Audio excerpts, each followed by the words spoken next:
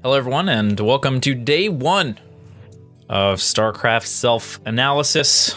It's not a particularly catchy phrase. We didn't really think of a title or anything like that. This is a first-person VOD. I know it might look like a replay, but it's not. It's first-person VOD. So we're gonna have to see my mouse. And we're going to just take a bunch of notes on all the things that I'm screwing up, and then at the end we'll try to say, okay, tomorrow this is probably the most important thing to focus on. And then I'll try to focus on that the next day, and then we'll see how well I achieve my goal of focusing on, whatever it might be. And then we'll also have some specific stuff. Like I got Drone Rush and a ZVZ, and I just didn't know what you're supposed to do, so I'll figure out what I'm supposed to do, right? Things like that. I want to do this every day. I might not be able to do it every day, but I'm gonna try my hardest. We'll see what happens. Without any further ado, let's begin. Now, one of my goals... That was a weird sound. One of my goals is mechanical perfection. Not necessarily speed, but efficiency in the actions that I'm doing. You might also notice that this is going a little bit slower. I basically recorded all 2 hours, cut out the dead space, and then stretched everything out so it filled up 2 hours. So that way we can watch this at a slower speed and get a little bit more in depth, in detail on the mechanics. So I'm setting up my camera location keys, but I haven't built my first worker. This has been a Vanguard thing. This is the first game of the day. I fixed this by the end of the session, so we don't have to worry about it. It's just getting back in the old habits of building drones right away. A little bit off on the placement of that hatchery initially. So mechanically, we can put... One of the things that we need to do is learn hatchery spots. By being able to send our drone to the exact place in which the hatchery is going to be built is a valuable thing to do. And we're just gonna kind of know everything here. And this is me trying to recover from the fact that I did everything wrong. Just trying to keep the supply up and minimize the damage of the supply block there in the early game. Why not take the forward expo? Zerg has reasons to do that. I didn't even know that that was the thing. Cool. Consider taking forward expo on... What map is this? Someone tell me the name of this map.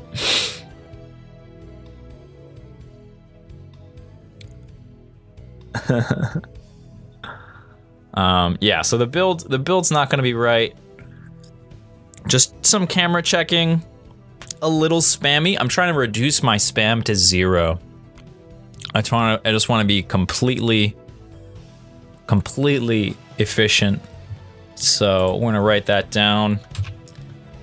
Decrease camera spam. It's good to do at least once in the early game to make sure all the cameras are set up when you do set them up, but after that it's not really too necessary. Jumping into back and forth between the main and the natural.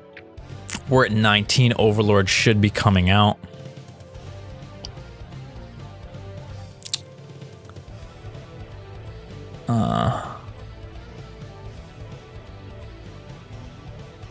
So far, nothing too awful.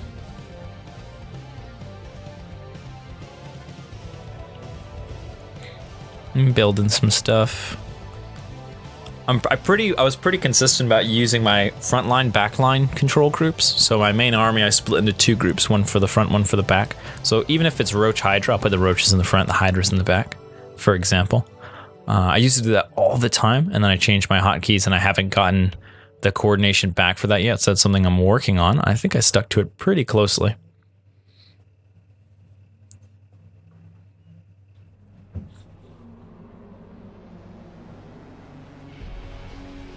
A worker transfer is not necessary here, right? Because we're 16 out of 16 and 3 out of 3 in the gas.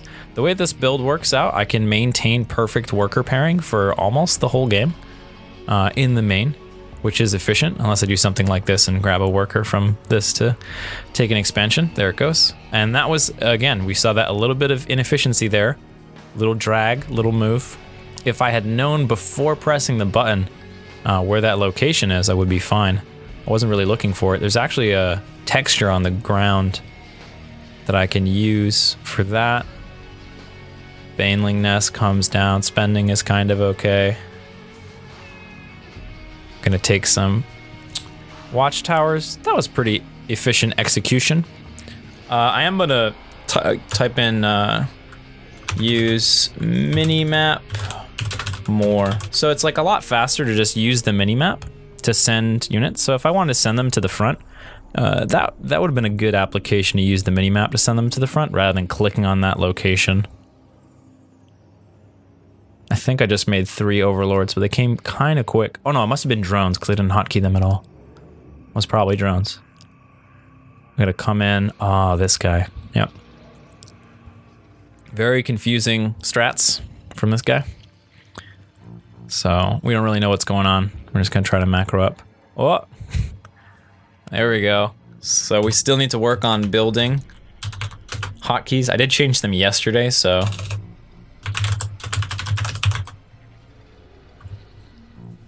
We'll have to work on that.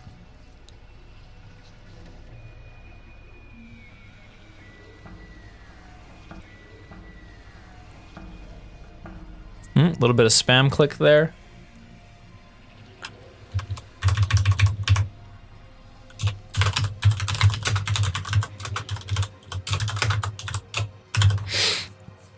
It's really hard not to spam click.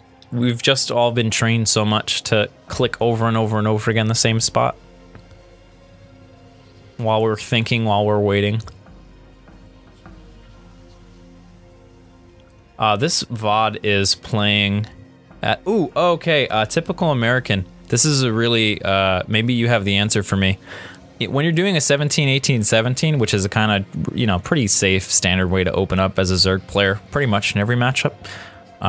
Neuro told me you can get away with it in ZBZ, but I've been having some trouble, so I might have to work on that in the strategy area, but Neuro did tell me that it could be done. Don't worry about it. When should I scout? Which Acolyte? Is that the name of the map? Pixelixian, did you find the name of the map? I've been told to go Ling, Bane, Hydra in ZVP and ZVT, and then you go Ling, Bane early game for ZVZ and transition into a Roach game, or you can go Muta.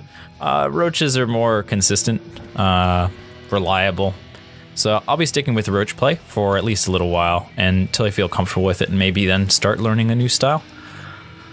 But we're gonna stick to that for the time being.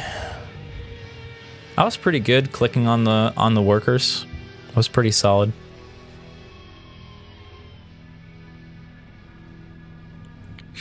I really like any composition where I get to build Hydras because the Hydralisk is my favorite unit.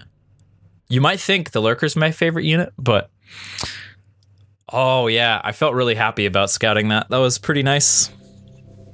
So far I've scouted both sneaky bases this person's trying to take. Ugh, excuse me. Getting a little yawny. Okay. Alright. Oh yeah, but when should I scout? I don't see why you would want to lower your spam so hard. It's fun. Yeah, but it makes everything worse, right? The more you spam, the more actions are wasted. The more time you could have spent doing actions that are useful, because it's StarCraft, right? There's always something useful that you can be doing. And so when you spend excess cognitive resources and actual APM on things that accomplish nothing, you're basically playing at a handicap, which is fine. If you're so fast that it doesn't matter, that's fine. If you want to be a super quick but inefficient player, that's not a problem. Take someone like Stefano or Gumiho. They're very fast, but very inefficient with the way they use the mouse and keyboard. And so it works.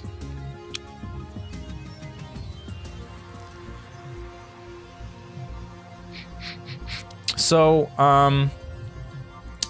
yeah, so typical American. When should I send out a scouting drone? What time Or what supply should I send out a scouting drone in the beginning of the game?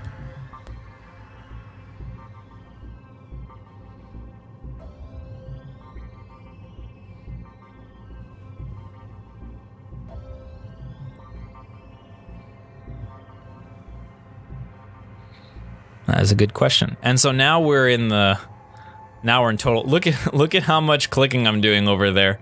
You can tell I'm emotional. I clicked over in the top left like 8 times. I should have been pulling my drones, but I was just clicking into the top left. He's just focusing down the spawning pool instead of fighting the Hydras. I think he could have won. Maybe not at this point with the retreat. Anyway, so that was crazy. That was a crazy little moment there. You could see that I got a little stressed out, a little emotional, and became inefficient. Generally, that's what's going to happen. And I'm about to have a pretty big underestimation of the planetary fortress. Yeah, I do build a lot of queens. I do. I try to pretty much constantly build queens unless I feel like the money is better spent elsewhere. Like whenever I have excess minerals, I try to remember to build queens.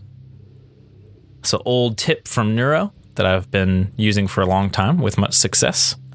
But this is my first day back playing StarCraft in a very, very long time, so a lot of just really basic mistakes are going to happen, especially in this first game. You can see as we get into the later on games, my builds start to sharpen up, my decisions start to get a little bit better. Yeah, so yeah, planetary fortresses are really strong. I thought the Hydras, I had quite a few. I thought I'd be able to take them out. Question for the people in the chat and maybe people on YouTube watching this. Do you think I just shouldn't have attacked at all? Or do you think the execution was the problem? So do you think, you know, generally speaking, when something goes bad, it's either the decision to do the thing or it's the execution of the idea. It can be pretty difficult to tell which one it is. Oh, and I have like no gas. No gas at all.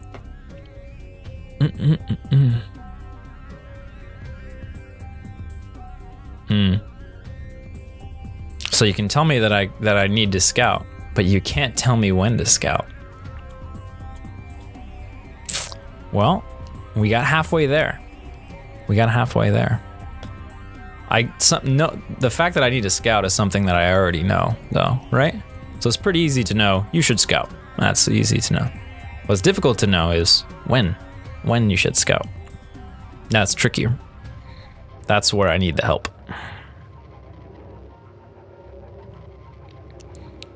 So, big overarching strategy stuff. We're getting into a battlecruiser cheese game, so I'm just trying to make a lot of queens and get range upgrades. I have no gas, like, at all. I'm burning through all of my gas. Saturation is really... Oh, there's that hotkey mistake again. You can tell that my new Spinecrawler hotkey used to be my extractor hotkey. You can tell that's happened a couple of times now.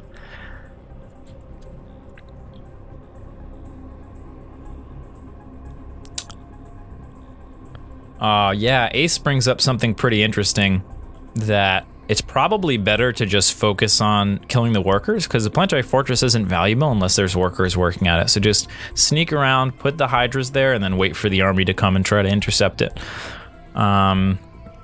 Would be a bit better, I think.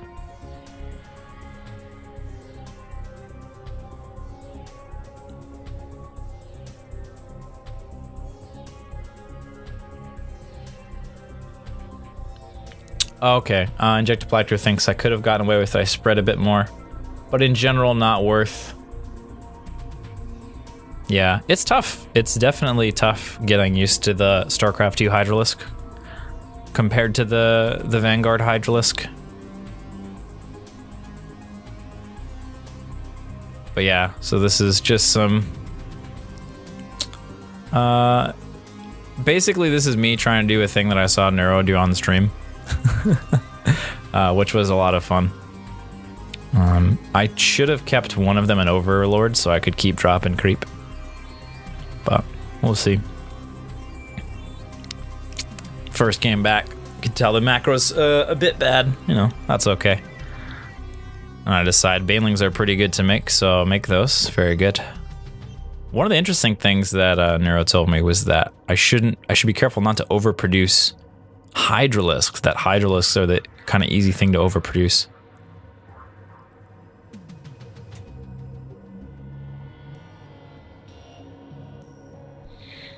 So I think I lose a game a little bit later on making that mistake.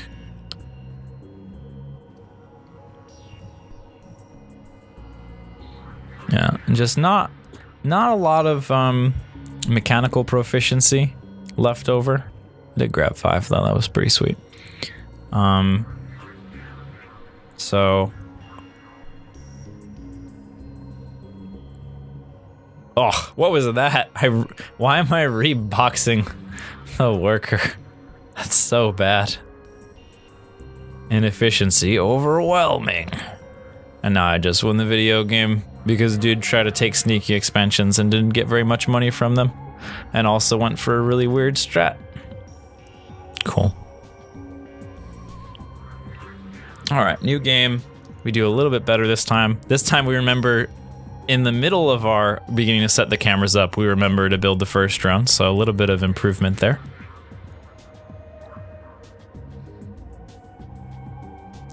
Typical American? Do you honestly think that I don't know that knowing what your opponent is doing is key to winning? Do you think that I don't know that? Honest question. This is pretty interesting.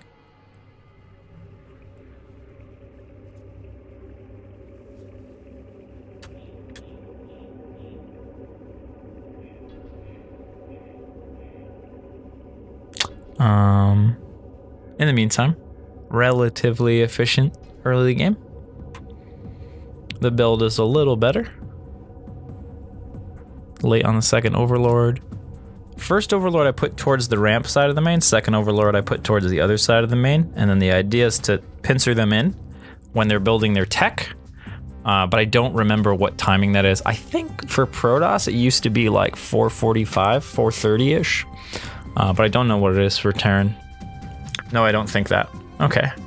So one of the most critical things if you want to help someone improve at something, or you want to help someone learn something, one of the most critical things is before you give your advice, consider the probability that the person you're talking to already knows the answer to that question, already knows that that's true. And if it's like 99% or so, just be like, okay, we'll let that go. But if you're really concerned about it, you can put it in the form of a question and you say, you know, so why do you think you're not scouting as early on? In which case I could tell you, oh yeah, just because I'm too busy doing everything else, that it's really hard for me because my mechanics are in a very rusty state. So the idea of controlling a scout or sending out a scout is kind of daunting, you know?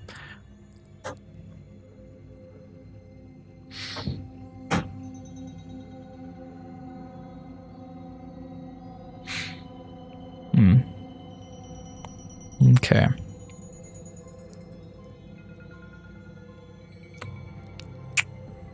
I think this is the worker rush game. We'll see. I think I misclicked. I think I was trying to click that Overlord and I didn't. That was a little weird. Spawning pool finishes just before the hatchery. It's such a pain in the butt to like not build the queens at the same time. That was all that mousing in the middle.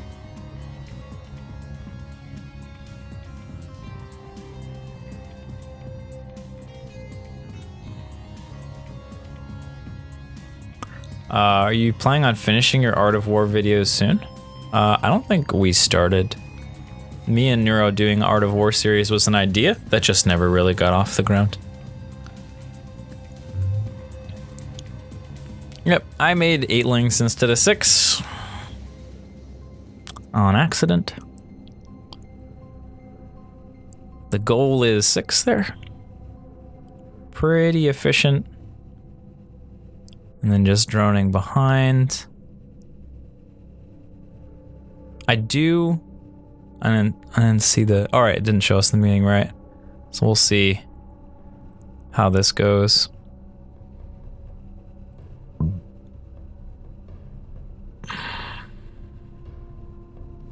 All right. Yeah, so this is, okay, so this is the game where I found out cyclones are really, really good.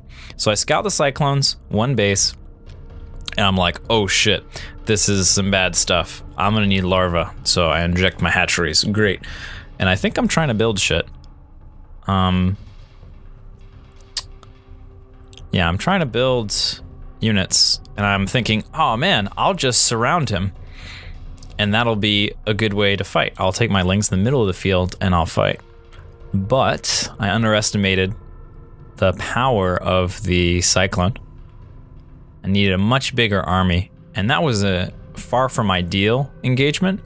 They actually got into this spot where they were in the line of sight blockers, and it was just really cost inefficient for me.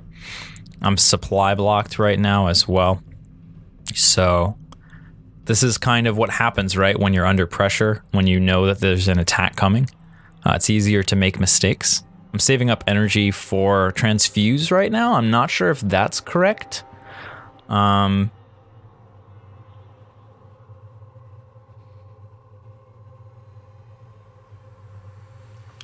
JaKaTaKtv asks a really interesting question, and as soon as I die to this rush, we'll talk about it.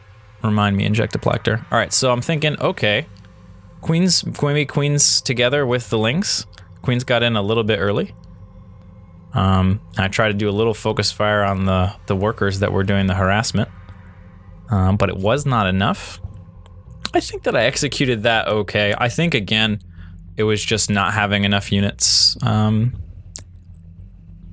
Maybe I throw down a roach warren to deal with this. Oh, it's all the supply block.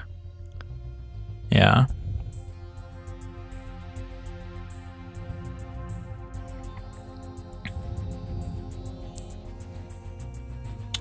Yeah. So that was really big. That was a really big supply block.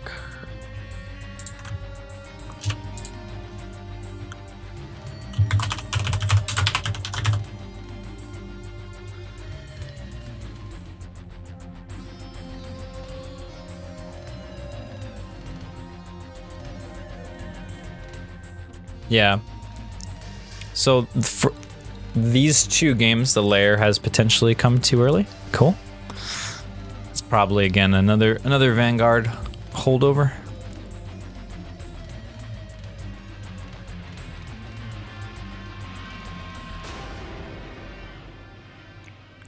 But yeah, if you guys think that this is not a unit problem, but just a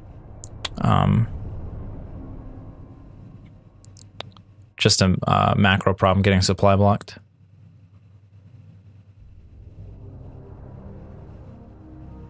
That's cool. That's good. Then we can feel a lot better about this. I'm microing my heart out. Run, queens!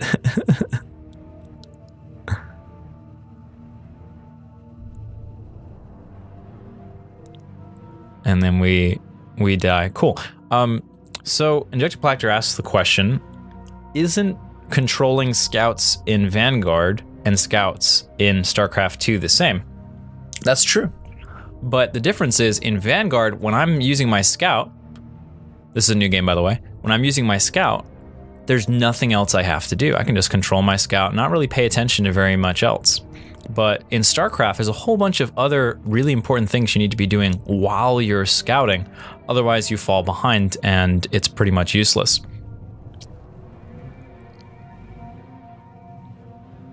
I would consider a supply block a mechanics problem. JaKaTaKtv, yes. That's true. I have also put it in the mechanics category on the spreadsheet. Do you only play Zerg? Yes. It's not really true. I've played a lot of random in the past. For this particular run of StarCraft Mastery attempting, we are doing Zerg and Zerg only.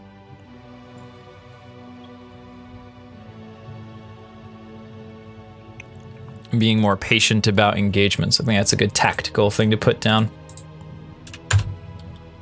Because I do have that. I think that is a problem in general.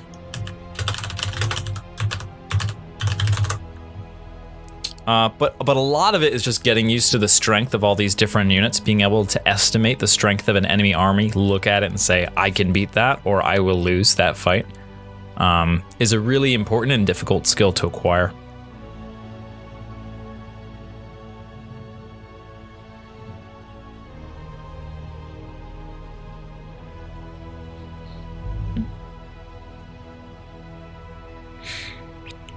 Cool. I think I almost got this right. I think I did like 18, 17, 17 instead of 17, 18, 17. So pretty close. What's up, Ghost Hardware _? How's it going? This is a first-person VOD of my games from this morning. Played at 75% speed. And we're looking for things that I can improve. Reasons why I lost or won. Things like that. Recently started using the course. I want to say thanks for the work you've done on that. Oh, cool. Thank you very much. It is one of my favorite things. One of my favorite things. Done a bunch of different things, but the core is way up there. Oh, this is the one where I get worker rushed. Okay, so here we go. So you can see some hotkey issues here, and then I realize, oh, I can't build a spine. And then I realize I need multiple workers to build spines. So my plan here is to try and defend with spines. I should have started a queen first and zerglings. I think you build queen zerglings and then spend the rest on spines. Something like that. This is a really weird rush and I was very confused. Wasn't sure how I was supposed to deal with it.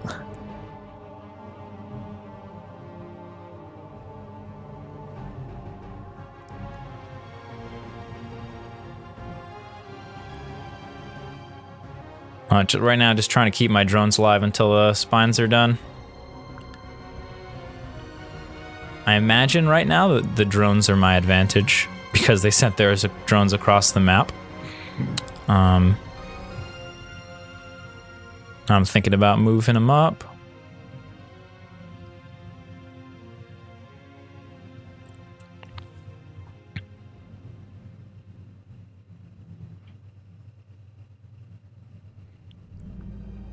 Yeah.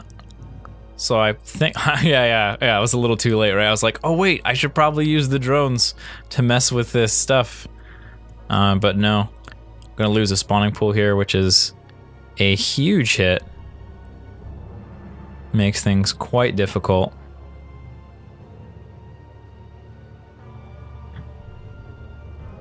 And now, do I decide to make the move now?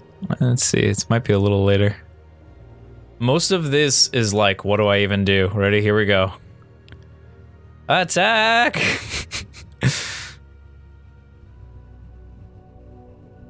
I think that was pretty well coordinated, considering. It kind of worked.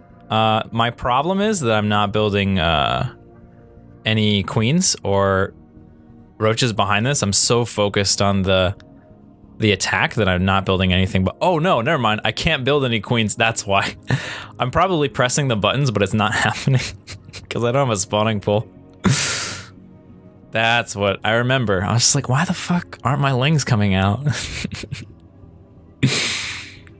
Yeah, so I brought the drones in a little bit too late, and I'm boxing a little bit too many mouse accuracy issues there.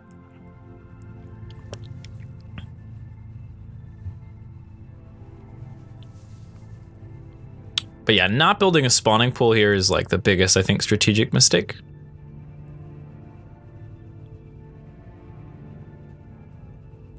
JaKaTaKtv already answered your question.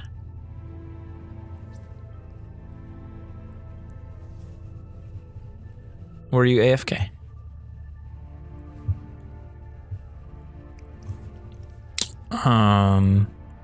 And I try to take an expansion behind this, and then I realize there's still workers coming out. I'm like, what the fuck is going on? How many bases do you have anyhow? So just starting to do the scouting, maybe a little bit on the late side. But I do see the links coming across. So tricky scenario.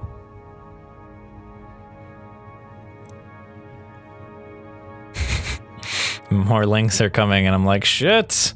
I have to batten down the hatches again, and I have nothing to fight with until that spawning pool is done. Hey, what up, Sleeping Sentry? Good to see you. Yeah, it's been quite a while. All right, so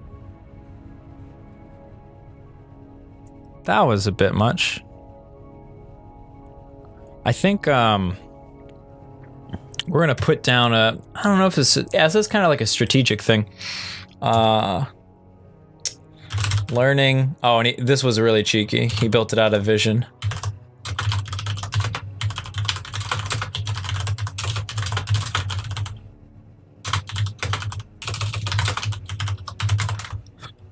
Learning the correct number of drones to pull. Pretty important. Hey, hey, welcome to the pack, Sleeping Sentry. Thanks for the follow. Appreciate it. Okay. So we're gonna answer this question one more time. The question is about scouting. I was earlier talking about how scouting is difficult for players with weaker mechanics because it's a lot to do for someone when they're starting off, or if you're like me and you haven't played in a very long time and you're quite rusty and you're trying to get used to things again. And the question was, well, how is that any different from Vanguard? And the answer is that the scouting part is the same. Moving the scout around is not the problem. The problem is that each human has a limited number of cognitive resources. And I'm right now using pretty much all of mine to, you know, try to build units and not get supply blocked, basically, you know, and make kind of okay decisions. That's the primary focus, right, for me. So I'm kind of at my limit of things that I can do just mechanically, just APM wise, which makes scouting more difficult. Not that I shouldn't try to do it. Of course I should try.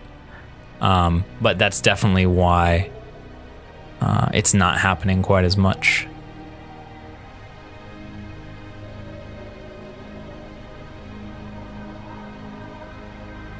Are you still using the core? Absolutely, man. How do you go about learning the correct number of drones to pull? That's an excellent question.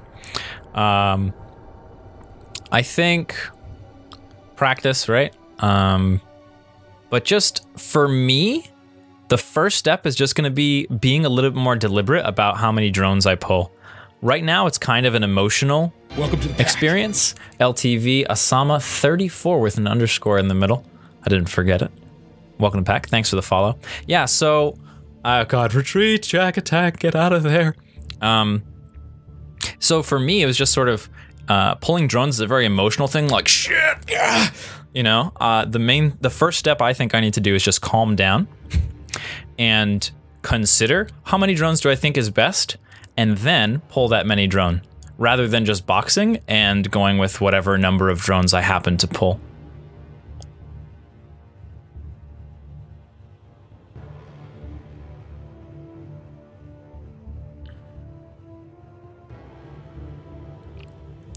Cool. So Baneling Nest, I think, is a good choice here. I think we're gonna need Banelings to deal with stuff. We don't really have the economy to start like building a decent number of roaches, I think. Feel free to disagree and let me know why.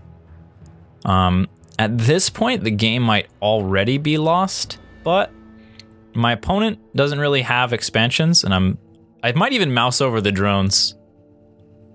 No, I did it with my eyes. I counted the drones at one point and then counted my own drones comparatively. So right now I'm kind of okay. The problem is like he's got a bigger army than me.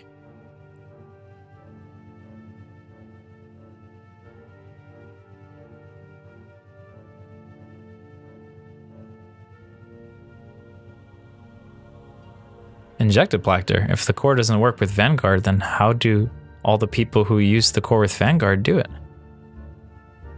That's confusing.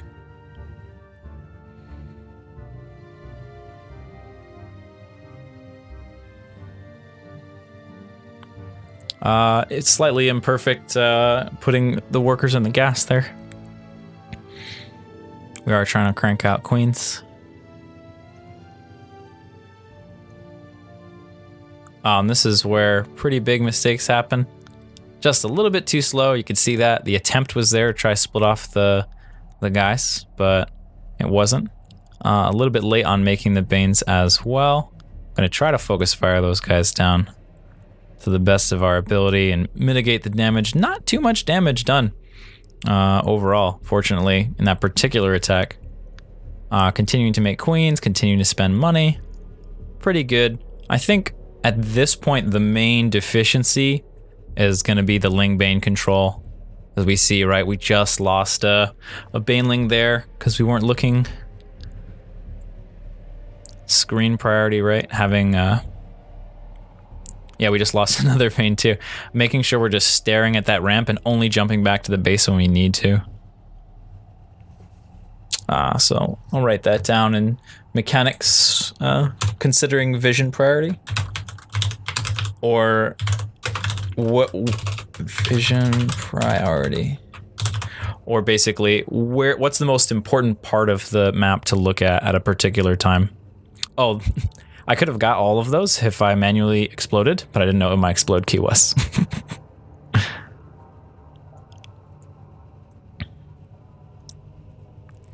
About what portion of your practice time would you say you'd like to devote to looking at replays versus playing games? I probably won't look at replays at all. I'll probably be doing only first-person VODs for quite a while. Just because there's more information in it, in the way of not what's going on in the game, but you know, from my own perspective, what it was like, and seeing things like ooh, boxes.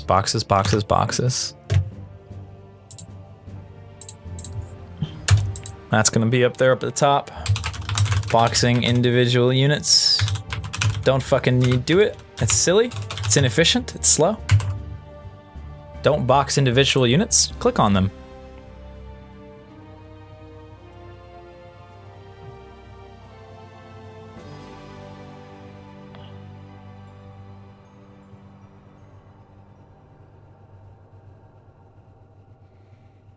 Oh, yes. That's a really great strategy thing to write down here.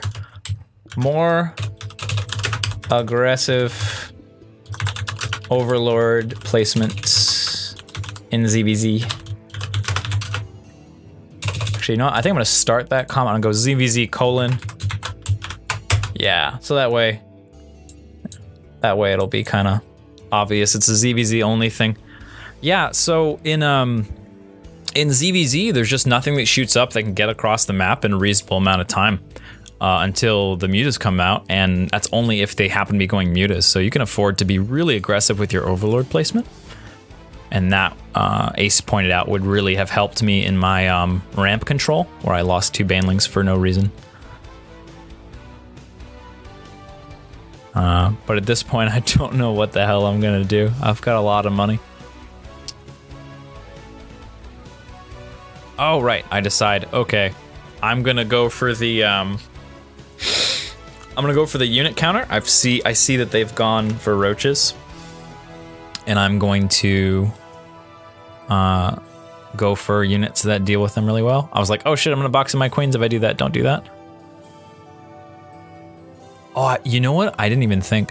I really needed to push that overlord away so he didn't have high ground vision. That would have helped, I think. I ended up deciding to box the queens in anyway.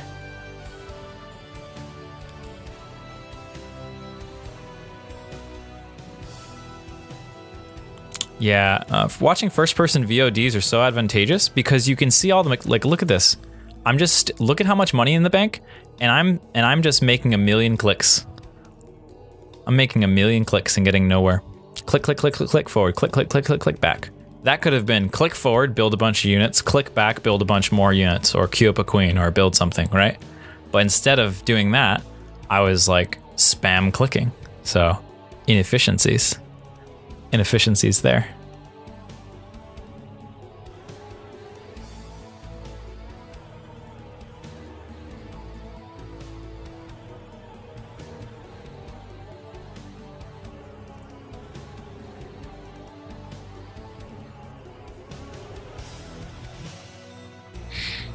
Two attack paths, first two overlords in ZVZ.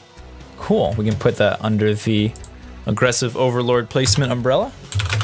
First two for attack paths. Oh, sorry, but we got a little bit off topic for a bit. This is me just scrambling to survive. The game's pretty much over at this point.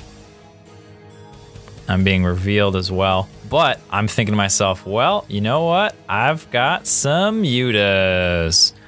And then I was just like, wait, they kill all my drones. I have to protect these buildings. I can't just fly across the map. The fact that I couldn't get any drones out to build one building just totally sunk me here.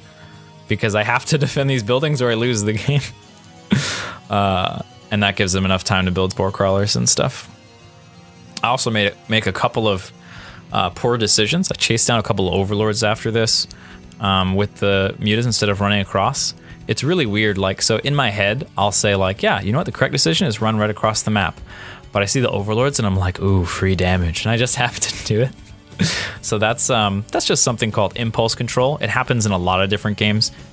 Look, I'm like, first I'm optimizing my damage and then I'm like, wait, I'm just gonna kill all the overlords. And in the back of my head, I'm like, this is a really bad idea. I'm just giving him free time to build spores. But I'd kind of given up on the game at this point and been like, well, whatever. I'm just gonna lose.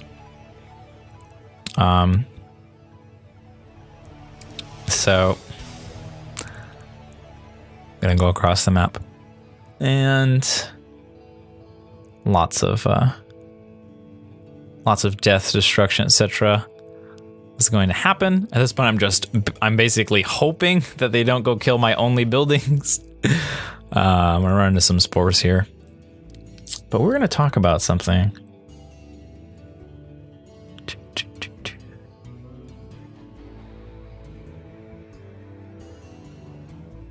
I don't remember what it was. That's okay.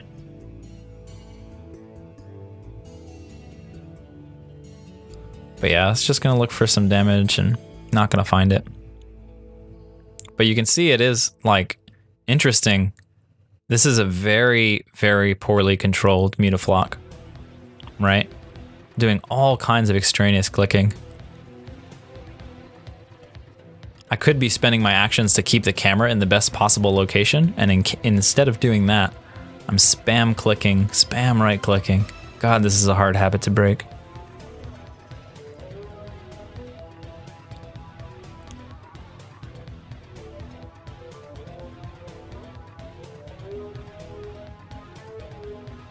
Also, I should probably be hold positioning microing here. Yeah, and that's the game. This is StarCraft 2. These are the games that I played in the beginning of the day. I woke up today and played 2 hours of StarCraft, and now I'm gonna do 2 hours of analysis. The idea is that I am recording this as well, and I put this on YouTube. And I'm just gonna keep doing this every day, and it'll help me stay accountable with my practice regimen because it's being uploaded. Maybe you guys can learn something, and maybe you guys can help me too. Maybe you can be like, oh man, JaKaTaK, you should put way more aggressive overlords out on the map in ZVZ. And I'm like, oh, I know that, but I totally forgot. Thanks for reminding me. Put it on my list of things to work on. I like the slow-mo too. Yeah. So I play for 2 hours and then I cut out all the extraneous stuff and then I stretch it out to 2 hours, render that file, and then do that. It's a really, really, really fancy way to do the first-person VOD. You don't have to be a video editor to do first-person VODs. Just record it and then skip the other parts. I just wanted to you know, I know how to do it, so I may as well, right?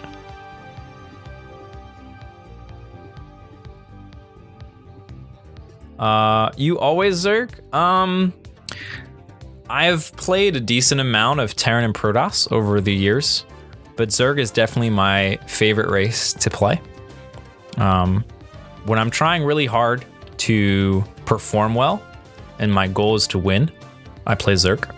And if I'm just trying to screw around and I have an idea for a strategy, I'll play the other races sometimes.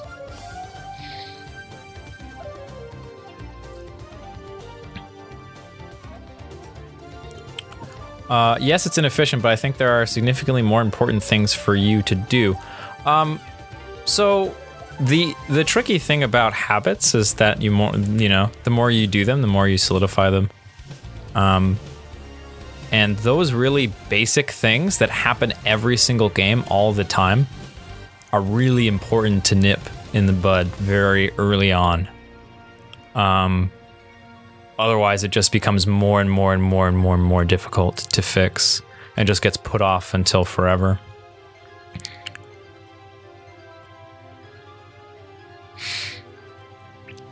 Yeah, I respectfully disagree with the idea that if spam right click is more natural to you, I feel it's better to just roll with it and enjoy.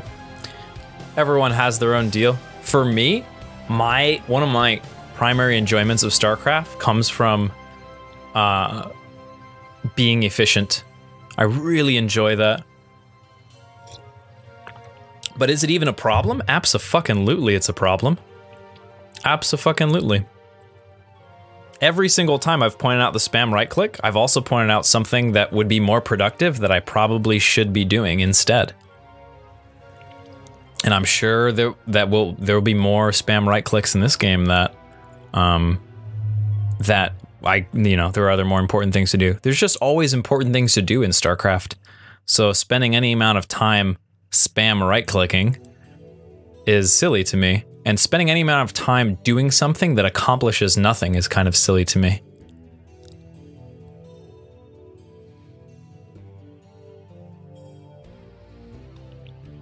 There we go. Like, we have an excellent example from Next Gen 88 and it says spam right click is less than checking production. Checking production, much better. Much better thing to do. Not really a Zerg thing to do, but maybe checking my inject energy with my camera location keys. That could be a useful thing to do. The point is there's always something more useful to do. And by focusing on doing the more useful thing and reducing the spam clicking, I'm not just fixing one bad habit, I'm also building other good habits. So I think it's really advantageous to do. Yay, I ran away this time. I think I lost all my Zerglings in the first game to running into a Terran wall like an idiot. Happens.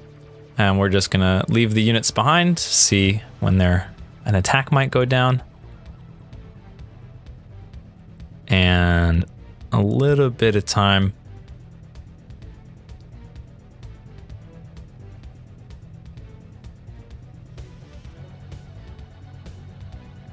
How do you, Ghost Hardware asks, how do you keep track of the things you're trying to work on? You usually focused on a few per game.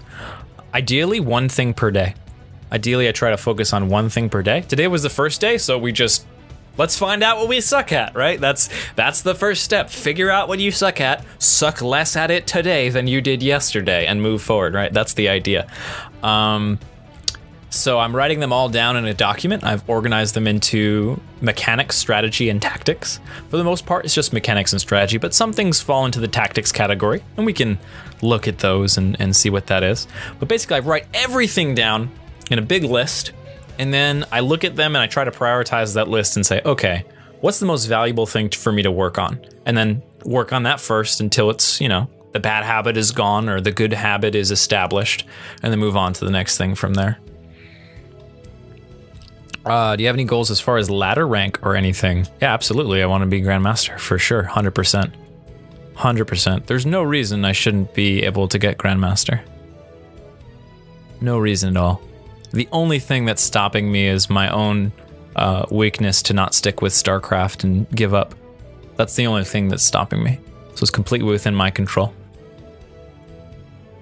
And I really, really like this new format of, it took me 3 tries, but I got it. A spore crawler, there it is. I really like this new format where I play and I only play and I don't worry about trying to learn from my mistakes.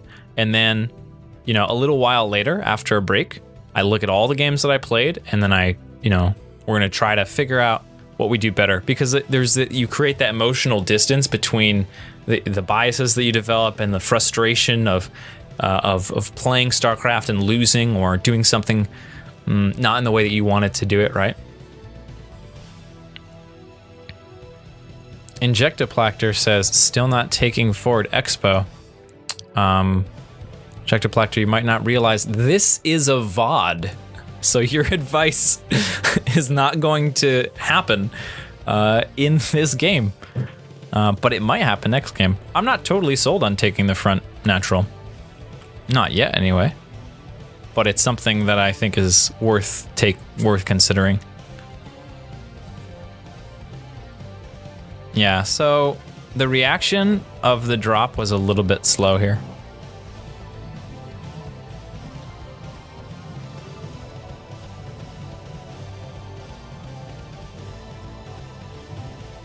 I usually blind sport 4 minutes. Just because there's always bullshit and... Oh, I just attacked my own banelings, that's what happened. Accidental attack move. As a result of spamming attack move. Instead of just clicking it once. The habit of spam clicking right move has led me into another bad habit of spam clicking attack move. And that killed 2 of my banelings.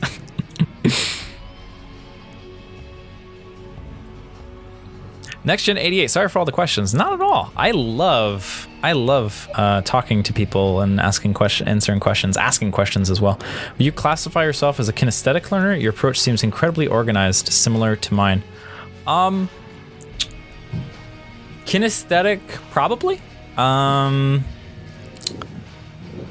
think I'm definitely not a verbal learner. If someone tells me something, I'm just like, yep, okay, whatever. It's never gonna stay in my head. Sorry. It's like, it's just not gonna happen. If someone tries to explain something to me with words, I'm just like, nope, not gonna happen. But if I can see it, it's really good. It helps me learn. If I can manipulate it, right? If I can play with it, I can learn a lot better as well. So this is a little sequence that I attempted to pull off with shift clicks, where I attack everything at the tower with my whole control group, leave one zergling behind, attack everything at the other watchtower, leave one zergling behind again, and then go back. It did end up working out. So that's a cool little action sequence that I'd like to practice. We're gonna put a little separate section called action sequences. Take both towers. That's a really good one to learn, to be able to do super quick. It would be quite baller to do that very quickly. Ooh. Yeah, so drop defense in general is weak. My action sequence for drop defense is very slow. You can see it took me a long time to get over to my spore crawler. I have a camera location key that'll take me right there, but I took a really long time to get there. So I need to get that back.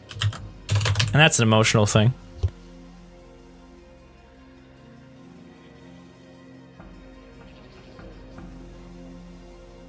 Don't worry, just dying of allergies, don't mind me.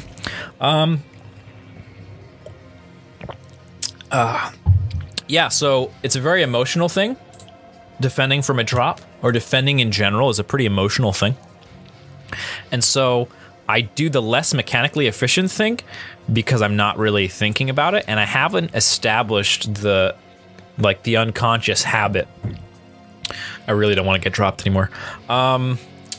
Of doing it correctly, doing it efficiently the first time. So,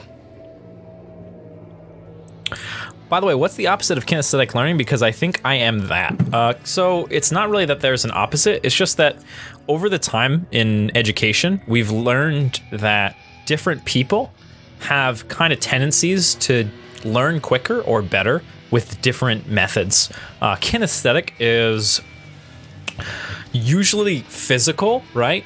Movements. So example, when you're in music, right?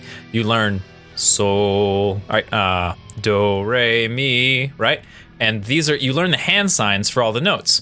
And for some people that can, and including me, that can really help to create something that's intangible, like a note, and make it tangible. Do, oh, it's here. Okay, sol, it's here. Mi, it's in the middle. It's here. So that's an example of using kinesthetic learning to teach music, right? You can also tell the person, do is the root. Sing the root note. That's the home note of the scale. It's where it begins and ends. That would be like a verbal way to teach something about music to someone. And then you can have like visual ways where you look at the music and you can see where it is on the staff, and you can visualize, right? You can say, oh, okay, it's about this note is about this far away from this note. And that would be a visual learning. I imagine there are some other ways as well, but kinesthetic, visual, and auditory? Would you call that auditory? Audio, auditory? Anyway, some version, like sound. Learning by listening, right? So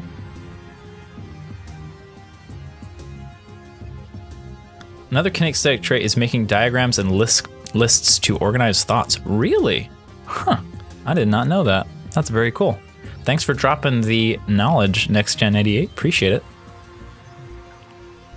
Oh god, the giant box on the Overlord, the 1,000,000 clicks, and how much time did I spend on that? That was grossly inefficient. Oh my god. So this is, I think it's on strategy, probably. We're gonna put retreat in all caps at the top. I need to learn when to retreat. I generally don't do it at all. So that's an impulse control thing. That's me just like wanting to gamble, right? It's the same feeling of wanting to pull a lever on a slot machine. You're just like, maybe if I'll attack, I'll just win, you know? And then it doesn't happen, right? Oh man. But yeah, so we do have some workers going into gas issue. Oh, this is the part where big strategy thing. Are you ready for this? Big strategy thing. Here we go. Get upgrades. Turns out they're really important. We removed 1, 1, 2, 2, 3, 3 upgrades from Vanguard to focus players more on unit composition and strategy, and to remove hidden power from the spectator experience. However, those things still exist in StarCraft 2, so you kind of have to remember to get them. Yeah, so something a little bit more actionable would be figuring out what is a good time to build evolution chambers in each matchup. That would probably, I'm gonna put that specifically underneath the little upgrades area. When to get evos in each matchup. Of course, everything depends. Everything is circumstantial. It's the way StarCraft works, the way RTS works. That's part of the reason why it's so beautiful. You can't just throw out generalizations and have them be true, despite the fact that people love to throw out generalizations and claim that they're true. Oh my god, this year is broken! An overgeneralization that's probably not true.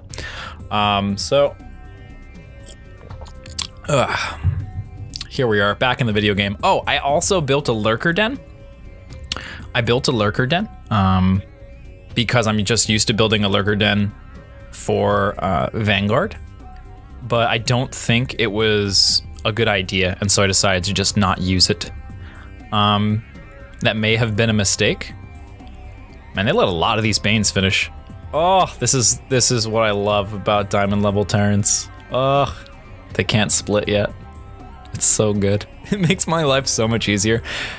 again, this is probably a good place to retreat. I think I do. Yeah, fancy micro. See, look at all the clicks. That Hydra, that third Hydra, died as a result of me spam clicking. That is the only reason why that Hydra died. I would have one more Hydra if I didn't have that habit of spam clicking.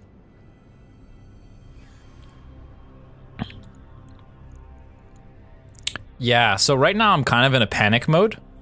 I believe that I'm very behind and I need to make units in order to defend the next wave of attacks. And as a result, my economy is very weak. This may be one of those moments where you just have to say, there's no way you're gonna win this game unless you get your economy up. So you just have to take the risk and build a bunch of drones. And if you die, you were gonna die anyway. That kind of situation. How do you guys feel? Do you feel like this kind of situation that we're in right now is, well, you know what? You just have to macro up and hope they don't attack you, kind of a thing. But yeah, they have siege tanks and we have lurkers, right? Lurkers still get outranged by siege tanks, so I still think it's pretty bad. Better to spend more on just Lingbane Hydra and build Vipers, mix in the Viper instead when dealing with tanks rather than lurkers. So that was the plan. I got a little sloppy here and went back to my old habit of using just one big fat control group.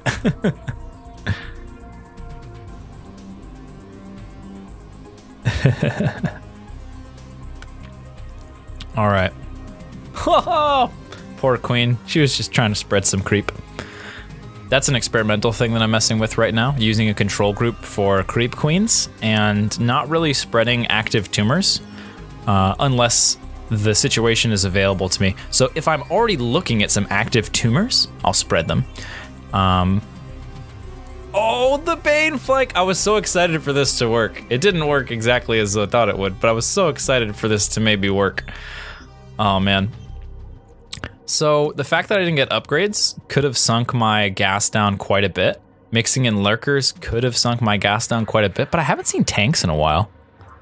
That was a tricky thing. The reason why I didn't build lurkers is because I saw tanks. Or maybe I hallucinated tanks, who knows? Ooh, yeah, okay, here again. See, same thing, drop defense. Did you see that? Very inefficient. I could have used camera location keys to very quickly respond to this threat and save a lot more drones. But instead, oh, I just boxed something that was already in a control group. That was silly. Oh man.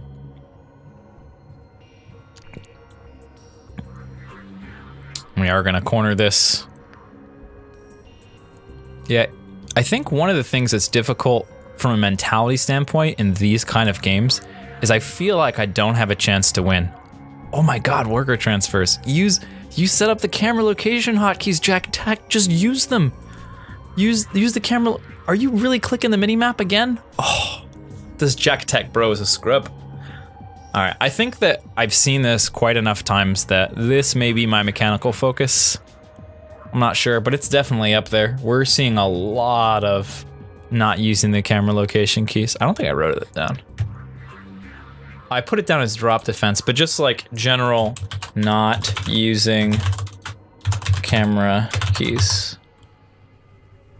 We should call them what they're actually called. They are location hotkeys. Not using location hotkeys. Come on, JaKaTaK, don't be a scrub. You have the core. It gives you all 8 camera location hotkeys in an easy to press fashion. Why the fuck are you not using them? This JaKaTaK guy definitely a scrub. Just not looking at anything.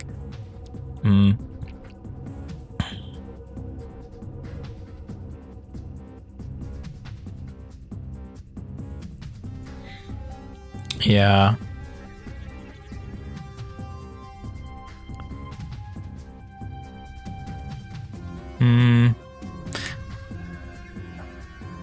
I think I'm making too many blind attacks here.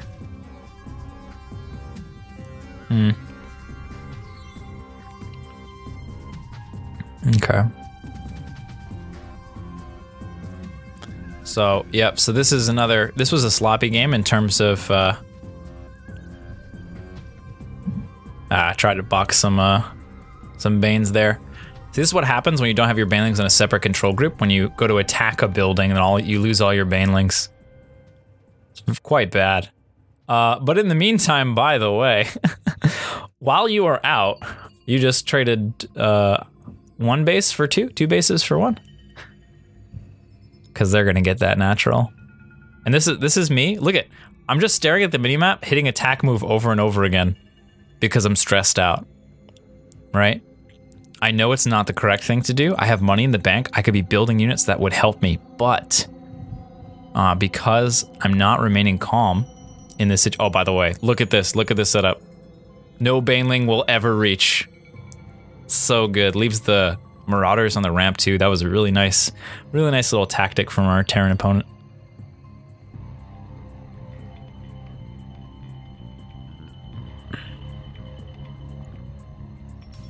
Nice. Cool. So this should end the thing. Get ready. This is 3-3. I think I click on it at some point. This is 3-3 Bio versus 0-0 Zerg. You ready? And they all have no hit points. Notice that too. They all have no hit points. But it doesn't matter.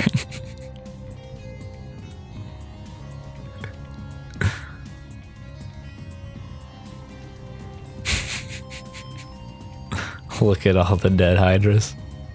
Oh man, that hatchery. I didn't even notice how low that hatchery was. The game is pretty much over at this point. But I was like, oh, time to get upgrades.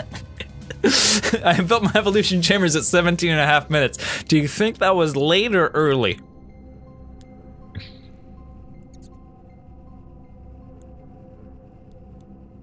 It's interesting you're so calm and calculated when analyzing these VODs, but during the game your emotions seem to be out of control. Imagine if you could play with the same poise you have now while analyzing. That is the goal. That is the mentality goal. When there's adrenaline and cortisol rushing through my body, it's much more difficult to be chill. But if I'm just sitting here in a chair watching something, then it's much easier to remain calm. But in general though, you want to be calm. In sports, in some sports, it's good to get angry, right? So if you get angry or scared, right? If you get that fight or flight resource going around, that's going to flood the large muscle groups of your body. So you can do gross muscle motions, just like moving a lot of big movements, right? But RTS and generally esports, right, is all about fine motor control, which is exactly what you lose when you get that fight or flight response, when you have a bunch of cortisol in your brain. So learning to remain calm is such a huge, huge advantage in esports, having control of your situation so that things don't freak you out. A lot of that is experience, right? So the more you experience getting dropped, the less stressful it is because it's normal to you, it's mundane, right? So some of that will come with experience, but we don't want to be lazy and just say, oh, that'll just come with experience. We'll just ignore its existence and eventually we'll just have it. You know, we want to think about these things, all right? And so let's add a fourth category. Let's add a fourth category to this little sheet. I want to call that mentality. Remain calm when being dropped.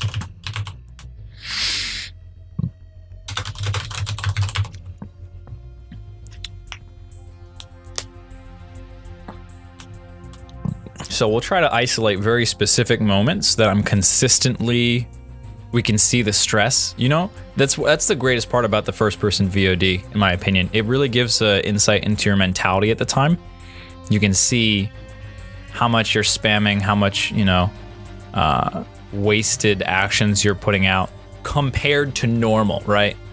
Some people are less efficient players in general, but when under stress, you'll become even less efficient, generally speaking, because you're scared, right? You're just making too many mistakes.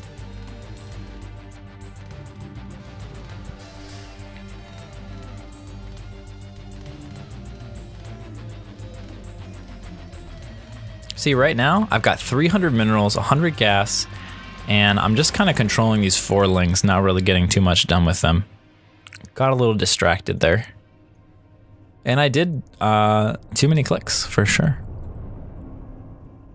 Instead of doing all those extra clicks, I could have spent my money. I could have got my baneling nest on time. You know, I could have queued up this queen earlier. All little different advantages that we can get.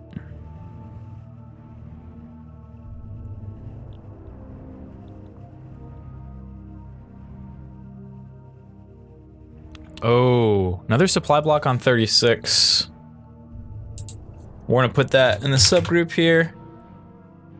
36 out of 36. When to build this OV? Does anybody know?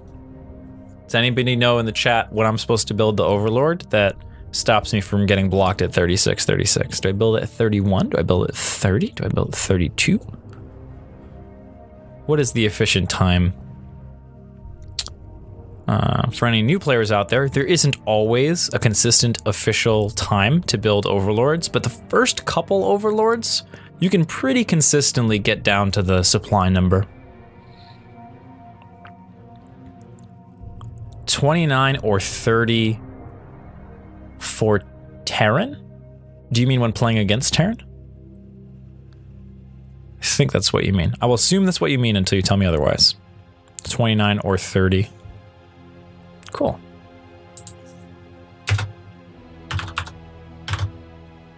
We'll experiment with that next session.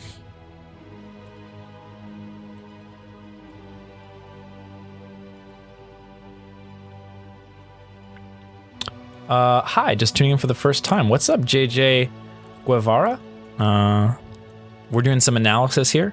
I don't like to play serious competitive ladder on stream because it messes with my ability to focus and play well. So instead, I play off stream and then we watch the first person VOD.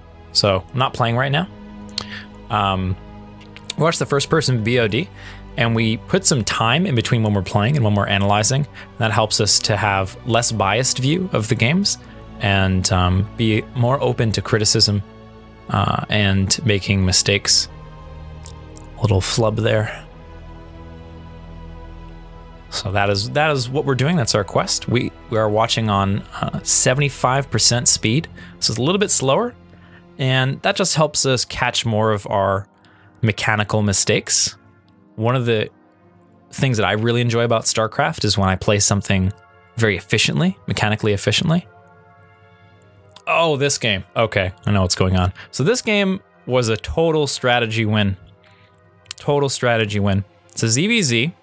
And I'm playing, 17-17 as normal, and then no attack is coming. So I go and take a scout, and I can see that my Zerg opponent has gone up to 3 bases really fast.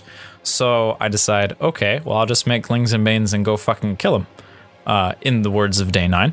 And yeah, so that's what we're doing here. Let's take a look and watch this Bane control, see how we could have improved it a bit.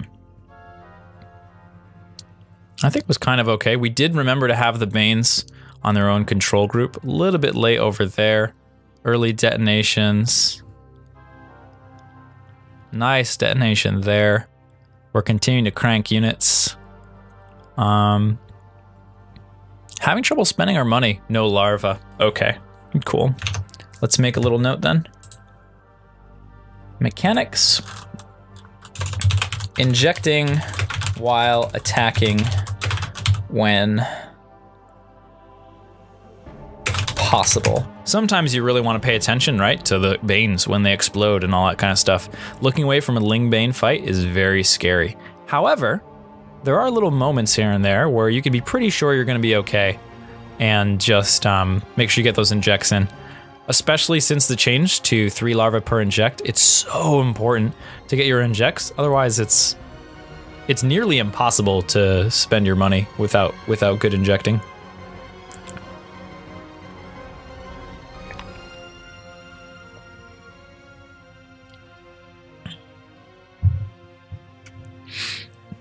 How do you inject? What is your way of doing it efficiently? I inject with camera location keys and I click on or box the queen. This is actually, so mechanically speaking in RTS, whenever you make a box, it's probably a mistake. It's probably inefficient. You probably could have clicked on the thing or control clicked most of the time if you watch games of players play, you watch first person VOD of yourself. If you ask yourself what truly takes less effort, less motion of the mouse, less clicks, less buttons, it's almost always clicking on the thing or control clicking.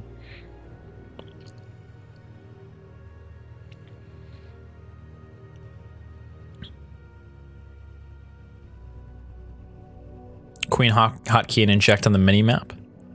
Yeah, that's also a really nice way to do it. That was probably one of the most satisfying games of the day. It's really cool when you can see what's going on and say, huh, I think they have a weakness that I can exploit, and then being right about that idea feels pretty good.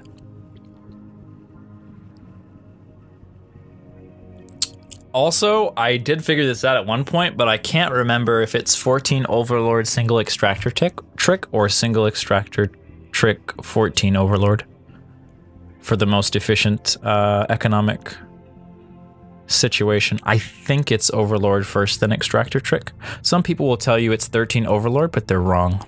It's okay. Sometimes people are wrong. Pro gamers have a lot more important shit to think about than when the first Overlord is there. I don't have more important shit to think about, so it's just a matter of mathematics. You can calculate that.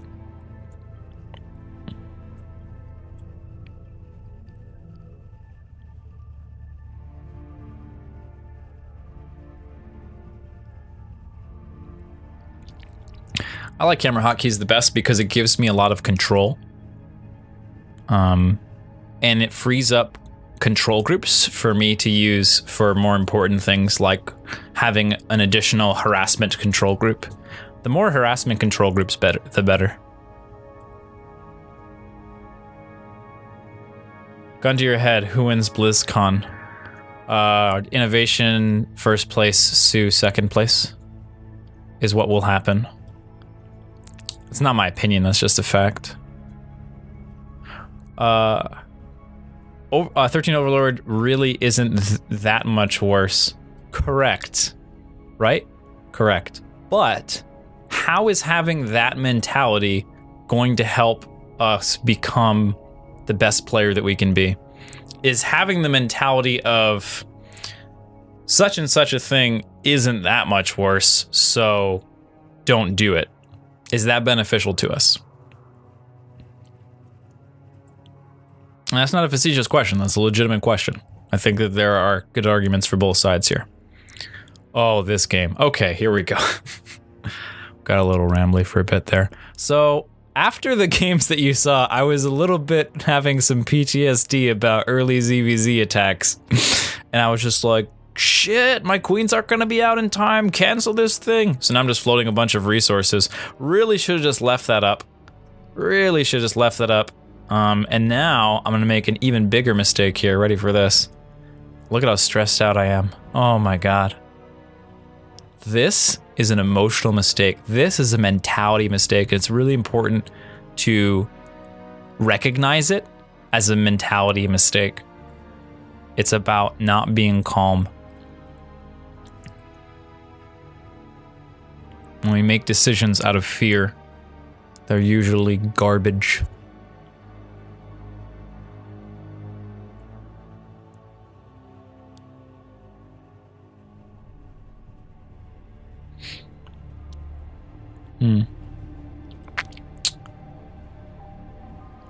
I definitely think that in the same situation, right? Right, we're talking about the idea of is that mentality valuable to adopt or not? I think that the answer to the question is, as it always is, it depends, right? So in this case, if we know that 14 Overlord single extractor trick is more efficient than 13 Overlord, and it's the beginning of the game, and we got nothing better to do, and we're perfectly capable of, at that point, literally being perfect in our execution and doing 14 Overlord single extractor trick, then why would we not do it?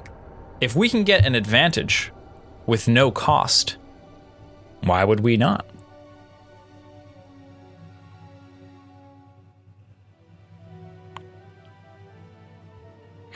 So I realized I made my mistake. I'm hoping to mind game this dude because he hasn't seen inside my base since I built all those spines. I make the really terrible mistake here of expanding blind. I don't know if my opponent has a third or not, and yet I'm taking a third. It's a pretty big risk. I feel like I'm behind right now. What was that? What was... I boxed my lings and I made them move exactly to where they already were. Silly JaKaTaK.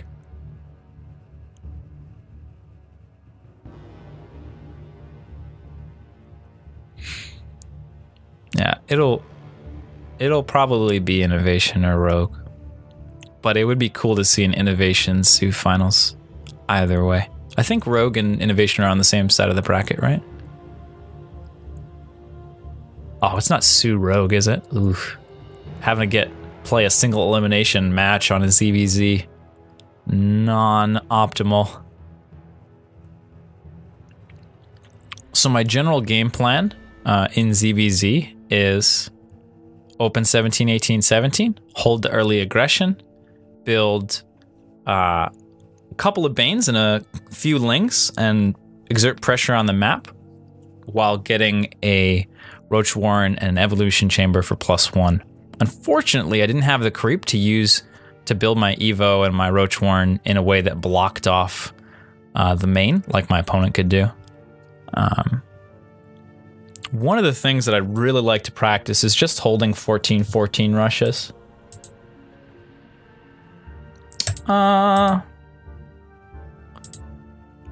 don't know whether to put that under strategy or mechanics. It's a little of both. I'll put it in mechanics.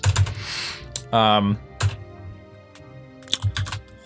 14-14 with 17-18-17.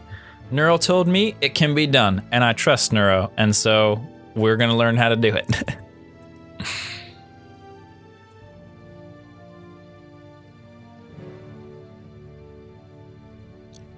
All right.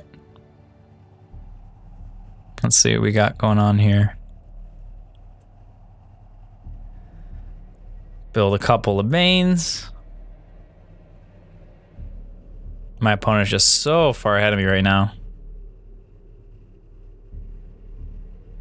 Oh God, look at the camera motions. Use your location hotkeys. JaKaTaK, you set them up for a reason.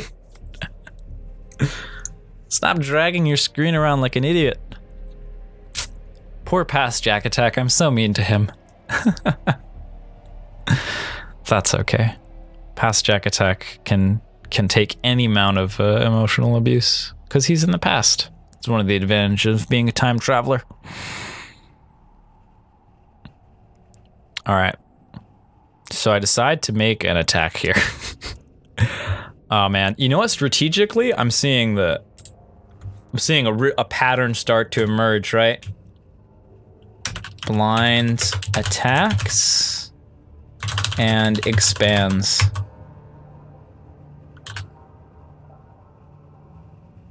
Stop it.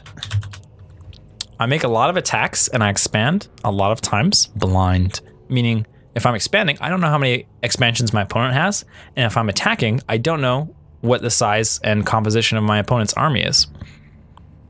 And I think that when you're really good and you're playing in the meta, you can kind of predict and know what's going to happen. But when you're hanging out in low diamond like me,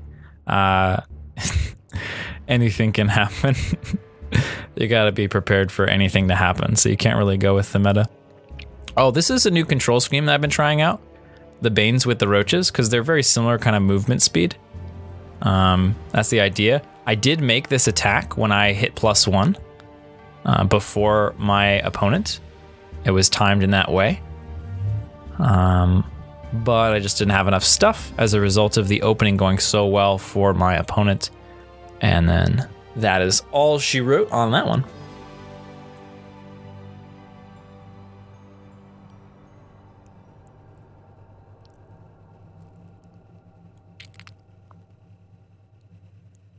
Oh, I didn't cut this part out. Usually I cut this part out, but I think I forgot to. I was just like, what the fuck happened? We can move up a little bit. Wait, is this next game? No, it's not. Hey, go to the next game. Next game.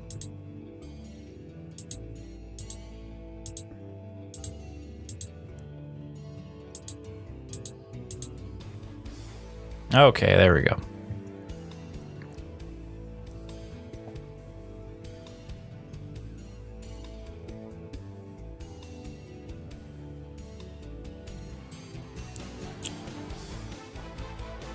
There were a couple of drop frames, about 0.4%. Sorry about that. May have been just streaming and recording at the same time issue.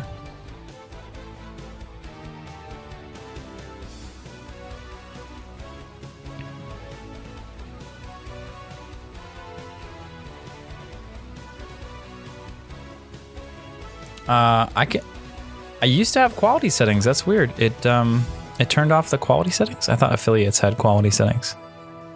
Unfortunately, I can't change that during the stream, but I will check that out and I will definitely make adjustments for next stream. Thank you for the feedback.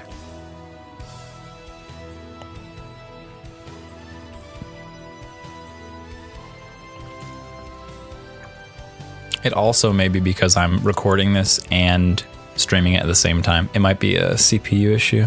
Well, not really. My CPU is at 17.2%. You never know though. Those numbers can be kind of deceiving.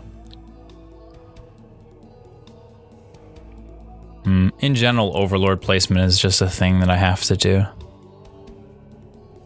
It's interesting, right? So here's a conundrum that I run into quite a bit in terms of what to focus on when I'm playing StarCraft and trying to improve. Overlord placement. Studying other people's games and figuring out where the best spots on each map are for all the overlords. It's a really valuable thing to do. But it's not that advantageous compared to working on other things. The problem is that I just get used to these sort of random things, right? This just random overlord placements that I just said, nah, whatever, overlords. And then that becomes a bad habit. So it's sort of like, do I work on this thing that's probably not the most important thing to work on right now and establish the bad habit and deal with that later, or do I try to prevent myself from establishing the bad habit in the first place? That's the question. Million extra spam clicks for no reason while I'm floating minerals. Spend your money, JaKaTaK.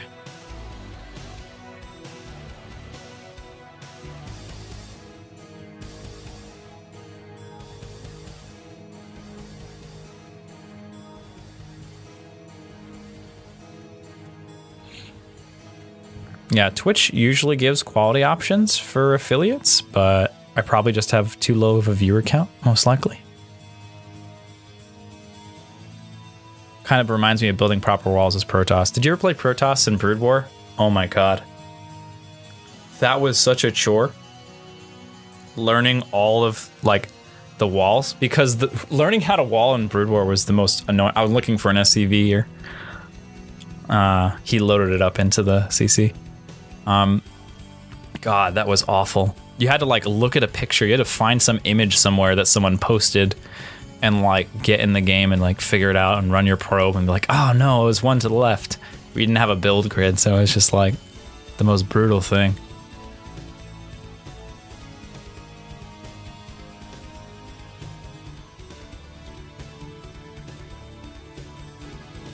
No one needs an excuse to do push-ups. Just do them. It's just a good thing to do. Yeah, so this game is a lot more in control. The early game went well for me, so I'm feeling really comfortable, so I'm playing better. A little bit of extra movement. Man, Hellions just roast the Zerglings. It's intense. It's very high volatility.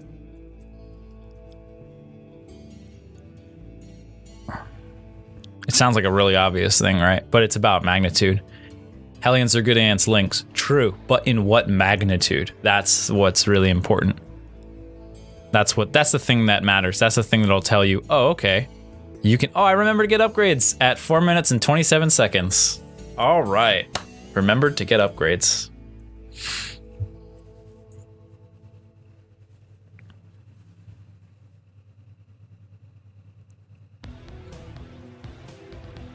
Okay.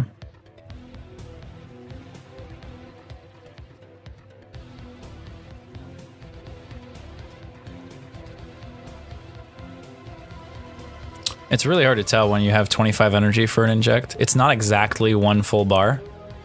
I think it's like a little bit less. This is me trying to find overlord spots. That should have been a control click.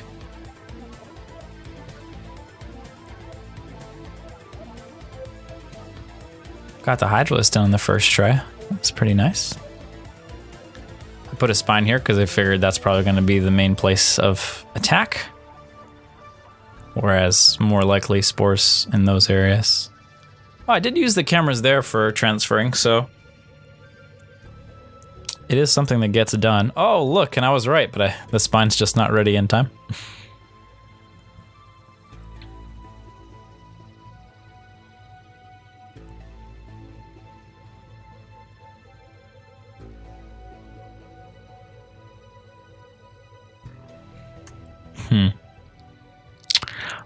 Oh yeah, and when they only send 2, it's really hard for them to kill workers. You can just leave them mining the whole time.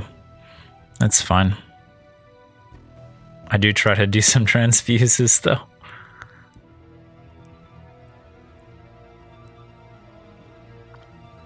Lost a few drones there. Definitely, I think, worth for the opponent.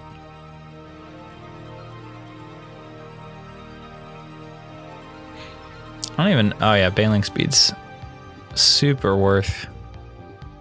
I was thinking for a second, this is one of the tricky things about playing a lot of Vanguard and StarCraft 2. I was thinking about Vanguard and being like, I don't think that Baneling speed is actually worth getting unless you're going to commit to using Banelings really consistently.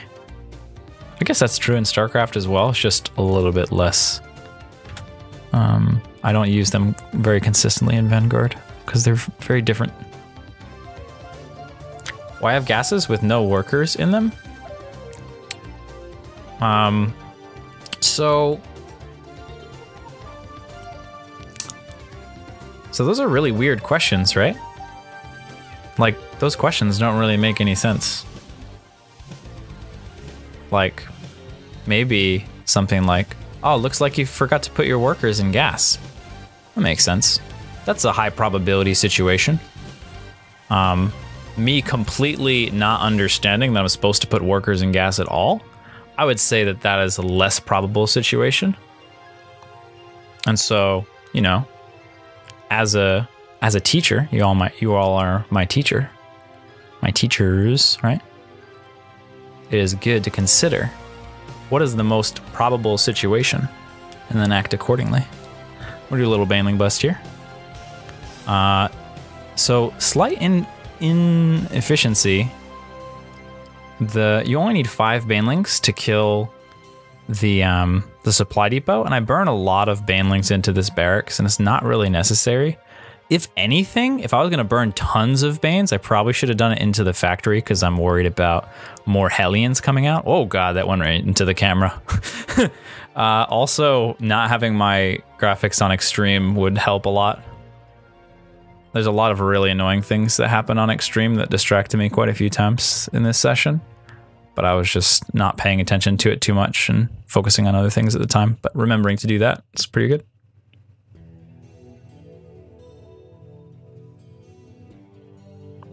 JaKaTaKtv didn't send me a wall of text. It got blocked by Twitch or whatever. It never came out, so I can't read it.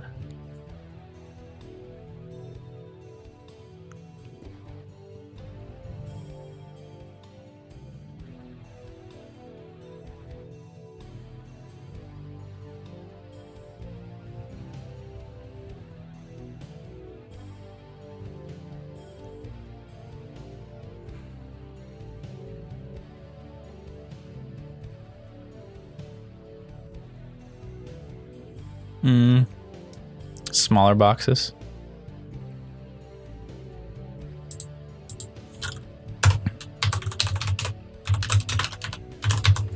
Practicing making smaller boxes would be nice, would be good to do. Yeah, this is, so you get in a lot of these situations in low diamond where people just stay in the game even though it's completely lost. I think I do that myself. It's just that without the requisite amount of skill, it's really difficult to be sure that the game is over. And I'd hate to leave a game that I could win, you know, possibly.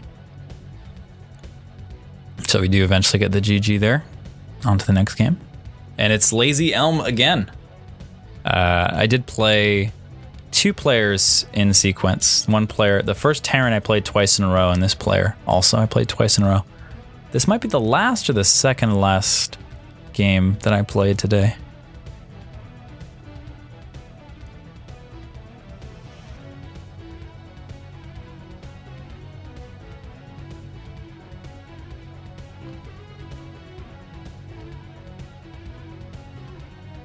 Yeah, that was a really bad extractor trick. It's mistimed.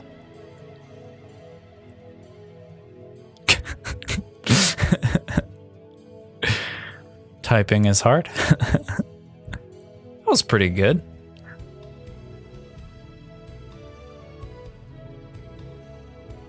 I had to think about it. I was like, I don't know where it's gonna go after that. That was probably one of our more efficient Overlord scouting patterns for the first couple Overlords.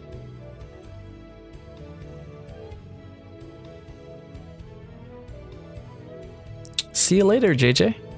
Hope to see you again. I'll be doing this, hopefully. The goal is to do this every day. So maybe not necessarily at this time. I will find a consistent time to do it. It's just timing out when to render. I need time to render between me playing the games and rendering the video that we're looking at right now.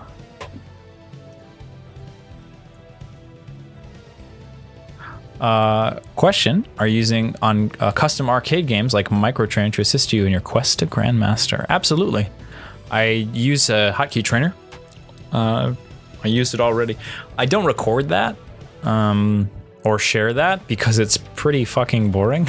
But yeah, I'm a big proponent of deliberate practice.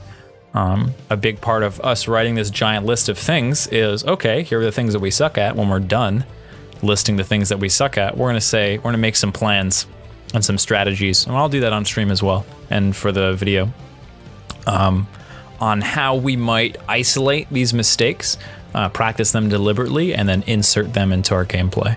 Welcome to the pack. Oh man, KJ hosting for 17 viewers. KJ, if you don't know, you should, is the man of the Psystorm Gaming. He's a big boss. And super cool dude, super good dude. Thanks for the host, man. Appreciate it. Best of luck to Gumiho. Sorry about True.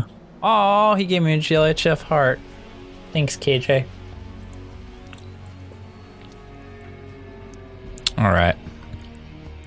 So, I think if you've been with us for the whole 2 hours or whatever so far, I think hopefully I can see it, but hopefully you can see too that my builds are looking a lot more clean. I'm executing the 17, 18, 17. Only took me 2 hours to get it down. And not deliberate practice 2 hours either, just kind of playing games and trying to remember to not fuck it up. Anyone just tuning in, this is first-person VOD analysis. We're looking at our mechanics, how we can be more efficient with that. But also, you know, other things. You can glean a lot of the mentality of your play when you are playing. A lot more spam clicks and extraneous actions will come out when you're stressed out. So we've noticed quite a few moments over there, and we're going to try to isolate those things and fix them as well. This is all about improvement, becoming better. A little bit of delay on that inject. Don't know what that little mouse loop was for.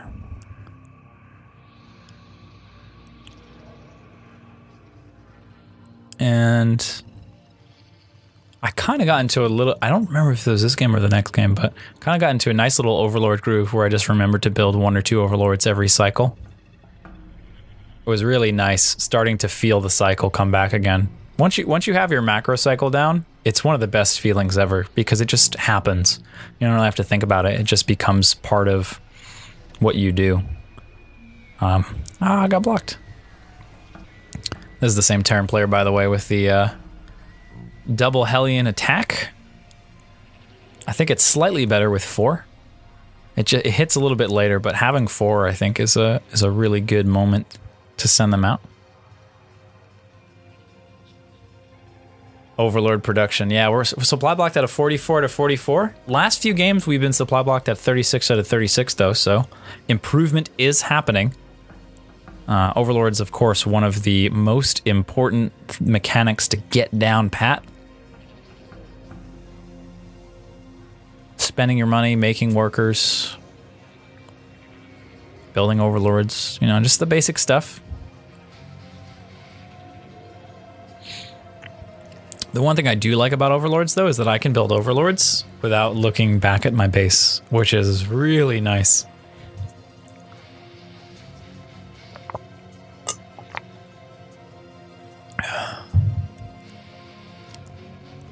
Super duper baller to do. My voice is just disappearing into the distance. Apparently I've been talking for a long time.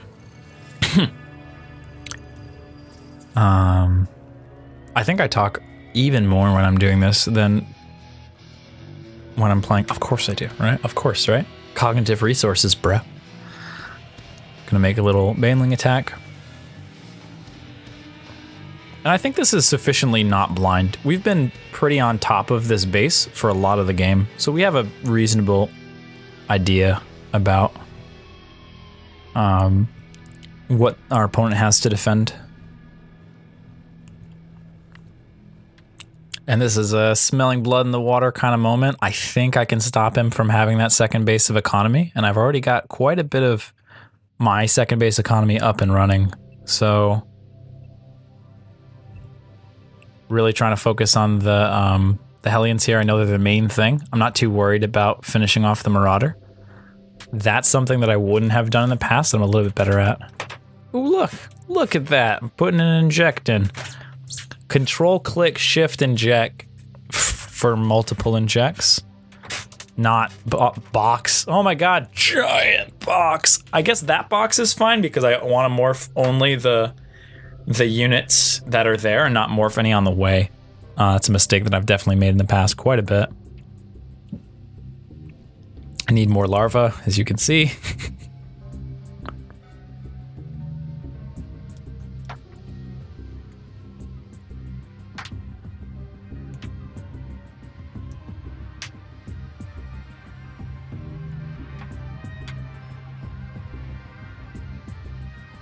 Yeah, Arjun in the chat is talking about something called a moral victory, where you set an outcome that is apart from win or loss, and you attribute victory to that particular outcome. So, how many seconds supply block did I have this game? That's a pretty good goal to get that down.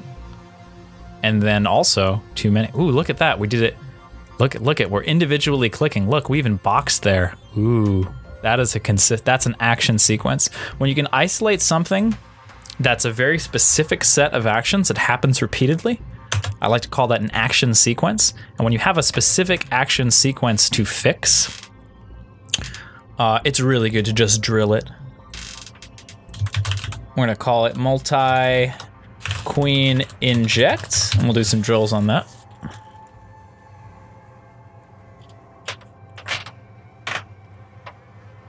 Also really reduce the salt factor. Yeah. Big reason why I'm analyzing these games now instead of after each one that I play is because I'm a lot less salty if I have some time to take a break. I should be sending an Overlord up that ramp. Oh god, JaKaTaK, why? Just send one Ling up the ramp.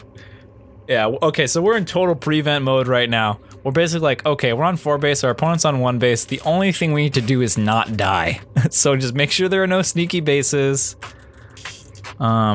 This is a little bit off mechanically, right? You see a lot of dragging. Click and then drag and then kind of click and then drag. The dragging's not necessary. A lot of times, if you look at your own first person replays, here's me not putting workers into gas, or rather, oh, 6 and 1. Oh, you see that? I shift click 3 out, just like you're supposed to, but then I didn't send the final click, so it ended up being trash.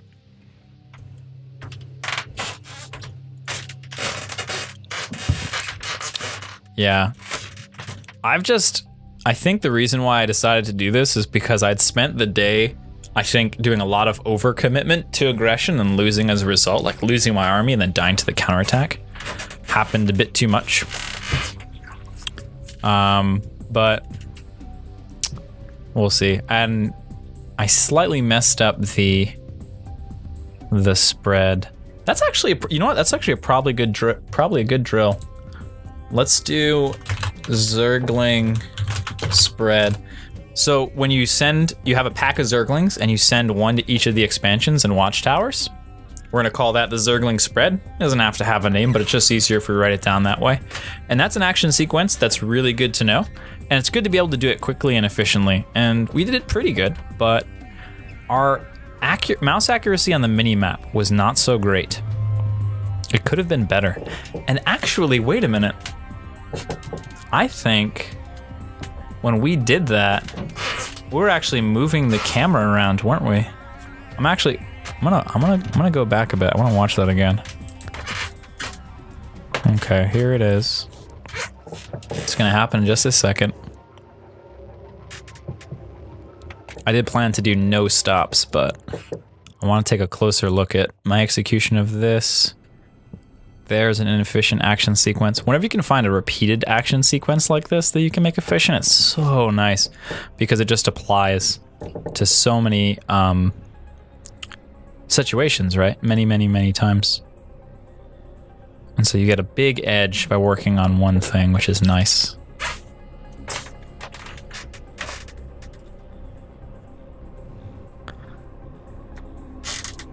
Oh yeah, see, look at this, look.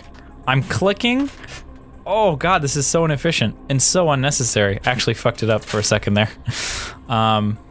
Just click on the minimap. All I have to do is click on the minimap. I don't have to actually move the camera to that. Look at all this extra mouse motion. My God, JaKaTaKtv. Champion of efficiency. What a fraud. Oh.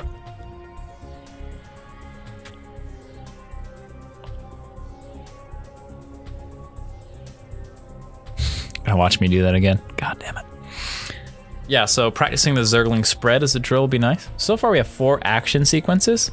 Taking both towers with an attack. Doing drop defense, so using camera keys to defend against drops. The multi-queen inject. And then the Zergling spread. So nice little mechanical drills that we can have set up for us.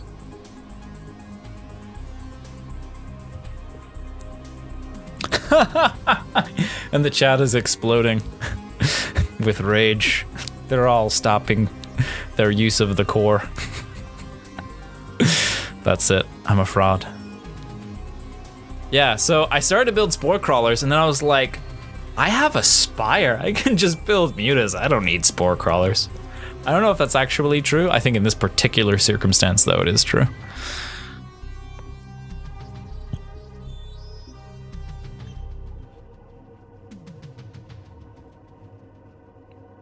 P for probe or die trying. Now that's some inefficiency right there. P for probe.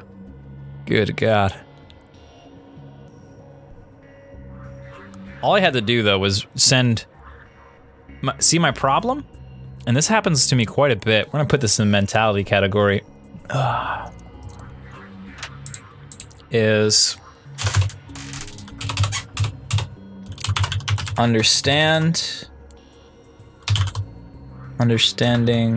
when there is a middle choice. I don't know else how to put that, but so this is a pretty consistent flaw of mine, and it was really well demonstrated just then when I was at the bottom of the ramp. So I was at the bottom of the ramp, I had all my Zerglings, and then I said, should I attack or not? I gave myself a binary choice when there were many more decisions to be made, many more options really, than just not. And the main option, which is better than attack or not, is look. Just go fucking look. And if it looks like it's a good attack, then go do it. Send one Zergling up. You don't have to send all the Zerglings up to find out if there's an army up there. You just have to send one. But that's kind of the deal, right? Ooh, that's scary. That's scary. We're gonna stay away from those. That's just a human being thing, you know? We get stressed and we make illogical choices. Oh God, run away. Oh, I think my cancel key was unbound here. Oh no, the subgroups, right. I couldn't cancel the Banes because there was one Zergling in that control, or there were Zerglings in the control group taking priority. And I was used to the unified command card from Vanguard. So we just do a full retreat here. We're still 4 bases to 2.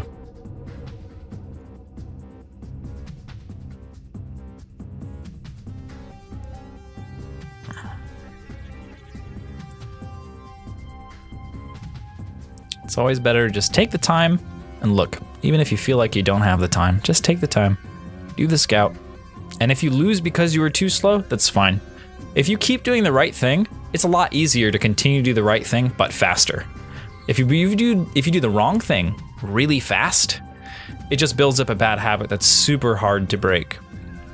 So we want to do the right thing slowly. And we're totally okay losing the game under those circumstances. It's like, we did all the right things, but we need to do them faster. Oh, okay, cool. That's easy, that's not a problem. Speed just naturally comes with time if you focus on accuracy, which is a old musician's trick. Ask the fastest guitar shredders in the world how to get fast, and they'll tell you to play slow. And you'll be like, what? But that's how you do it.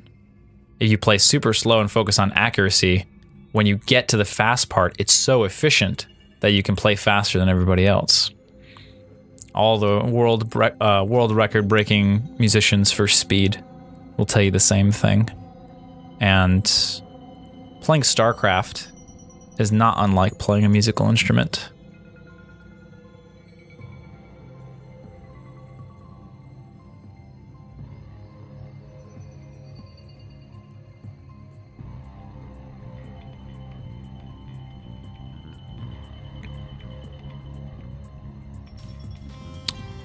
It's interesting, I can see the difference between the way I'm controlling my Mutalisks now to when I was controlling them and I was stressed out trying to defeat drops and stuff.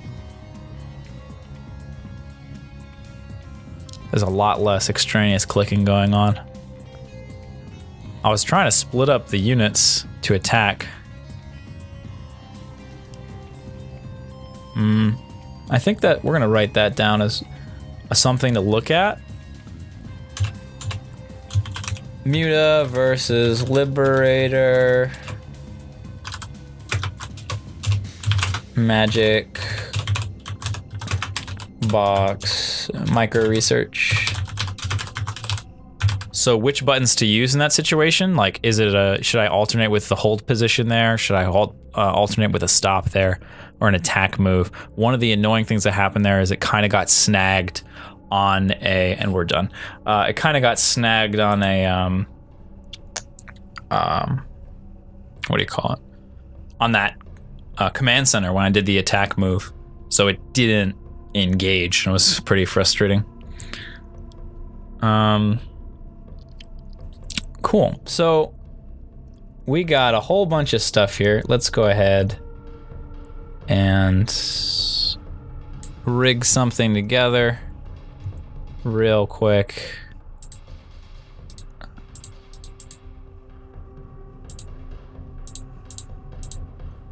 Okay.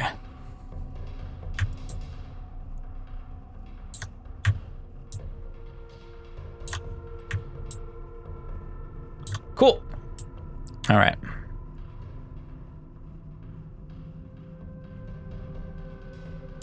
Yeah, we can actually bring this in a bit. Doesn't go too wide, does it? No, not at all.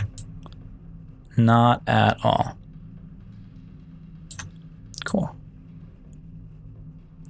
Not the most aesthetically pleasing thing in the world, but we'll improve over time. Just like we improve our StarCraft, we'll improve the production. All right, so let's take a look at our mechanical area of things. Supply block is a big deal. That's pretty high up there. Boxing individual units and making smaller boxes. It's a little tricky. We're gonna put bad habits. We're gonna make a sub priority here. So this section is like just bad habits that we want to fix. The problem is a lot of times these things aren't super critical, and they don't make a big difference if you improve them.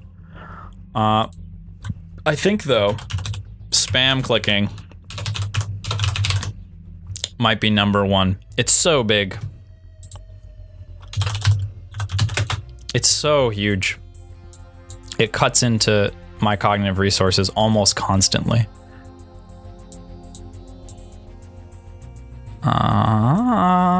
We'll have, all right, so we need actually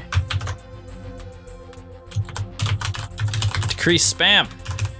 We're gonna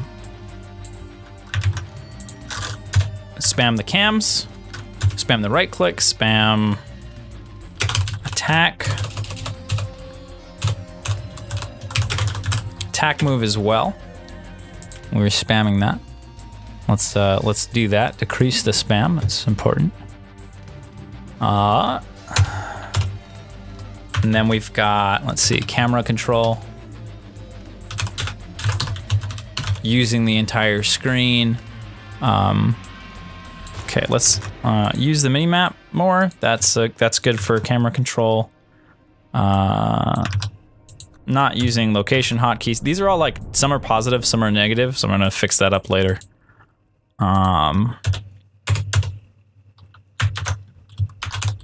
Basics, supply block, learn hatchery spots. That's like that's a little baby thing, little bad habit, little baby thing. Put it down there with the little baby thing. Little baby thing, all right. I don't know why I became Southern there for a minute, but I did. Action sequences. We can actually, I think Shift tab will fix that. Control tab. Shit, I don't know what it was. Anyway.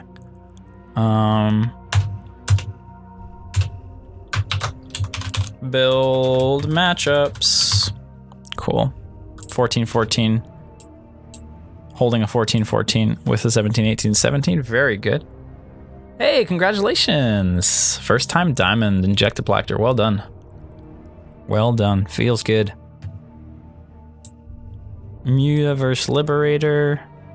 That actually is, I think that we're gonna put that in tactics.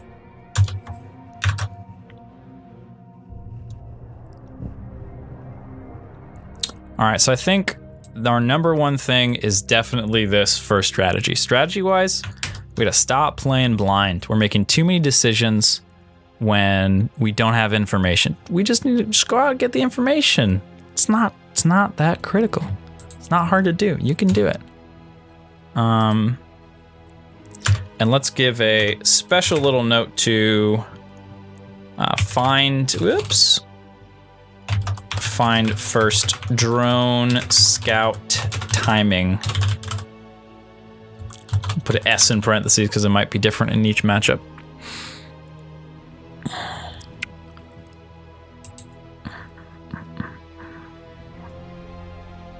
Okay. And building hotkeys. Oh, right. That's a pretty, we can keep that in basics. That's not really a problem. Considering vision priority, that's camera control. What is the most important place to look at a particular time? Injecting while attacking. I think that's in basics, I would say. It's pretty basic, like inject, supply block, spending your money. That's in like the basics section. So let's see what we're gonna work on. Decreasing spam is probably the #1 thing. We're just gonna bold this whole section. It feels so good when you don't spam. It's the best feeling ever. Everything is so much easier and smooth. It's nice. But have to get over that emotional reaction to stressful situations. So a lot of that is in the mentality section, decreasing the spam. And let's see, supply block and building hotkeys. We can work on those tomorrow. Not a problem. Inject while attacking. We don't want to load ourselves up with too much stuff. I think decreasing spam and supply blocks will probably be good enough as far as mechanical things go. We can always drill these specifically. Take little bits of time to do that. Build matchups. If we get a practice partner, then this is our primary thing to practice first. 14-14 versus 17-17. And then little stuff, we'll just see if we can do this along the way. We're not going to focus on it, but if it happens to show up, if we get a little learning opportunity, practice opportunity, do it. Strategy-wise, blind attacks and expand is definitely #1. I need to start. This is so important. I need to make all my decisions based on information. All my decisions need to be based off information because that's a big part of how you learn things. All right, if you're doing everything blind, you don't actually learn strategy. If you do things based on information, you make the wrong decision. You say, okay, the next time I'm presented with this situation, with this information, I'll make a different decision, right? So important. So that's my main strategic thing. Remaining calm while being dropped or harassed. Understanding there's a middle choice. These are very difficult things. I think this will be my area of focus for tomorrow, mentality wise. And then tactics, let's go with the patience about engagements. So we picked quite a few things to focus on. They kind of have different implications, right? You can work on not attacking and expanding blindly and not getting supply blocked at the same time. So that's why I kind of spread these out into different categories. So for tomorrow's games, we're going to try to decrease the spam. We're going to build the Overlord at 29. We're going to do practice on the building hotkeys just a bit. Yeah, cool. So I think we have a good plan for tomorrow. Thank you so much for tuning in and hanging out. This concludes day 1, and I'll see you tomorrow on day 2. Have a wonderful rest of your day.